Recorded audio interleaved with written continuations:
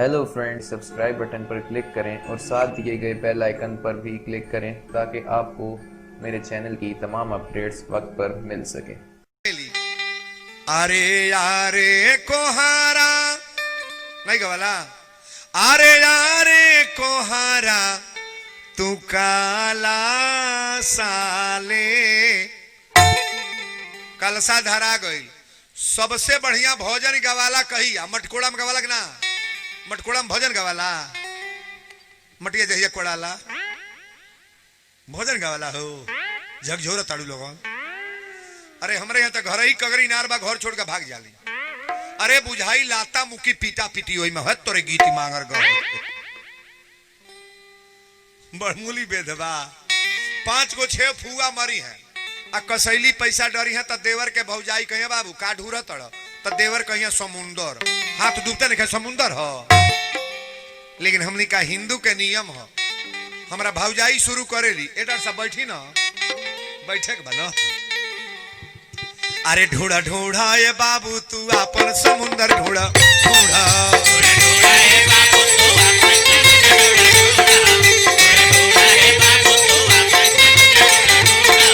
अरे रुपया पैहा बगल में दबैहा कसैली।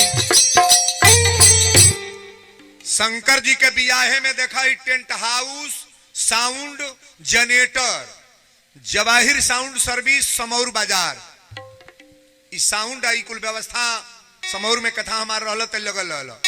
चक्रपान में भी बाजा फेल हो गल त यह बाजा आयल।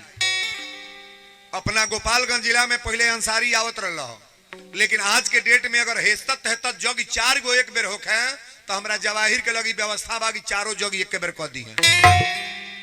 ये हल्लुक पावर नहीं बा, इस शंकर जी के छोटका सार हवा जवाहिर।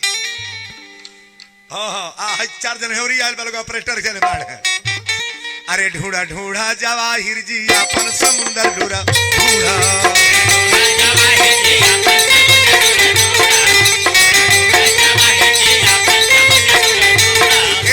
रुपया पैहा बगल में दबैहा कसैली पैहा अपना दीदी के दी है, अपना फुआ के दी है, अपना हई हऊ। ई त टेंट हाउस वाला रहले है, जेकर मंच पर्दा टांगल बा। पूरन शरण जी लीला मंडल वृंदावन मथुरा, ई शंकर जी के लबरवा सार हवा, ओई घरवा में रहता लो। अरे ढूढ़ा ढूढ़ा ये पूरन जी अपन समुंदर ढूढ़ा ढूढ़ा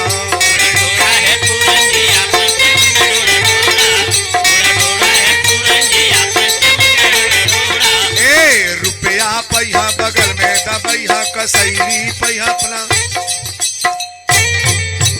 2 पार्टी के भइल जगिया करावत लोग आचार जाइल वालों उत्तर प्रदेश से, बनारस के वैदिक लोग सरस्वती जी बाण। अरे बाप रे बाप, एक से एक हिटलर विद्वान आइल बाड़े। ये लोग तना ही गायब, चूंकि हमरा कोई गो रिलेशन में लागता। हाँ अब हेने आ जा, एने विश्वनाथ मिश्र बाण है, डॉक्टर साहब बाण है, पंदेवरी चट्टी मेडिकल देखता देखा नहीं देता डिस्पेंसरी यहाँ के रामवीर जी बाण है। इस शंकर जी के लबरवा सार 4-5 जने हॉल। अरे ढूढ़ा ढूढ़ा या अध्यक्ष साहब अपन समुंदर ढूढ़ा ढूढ़ा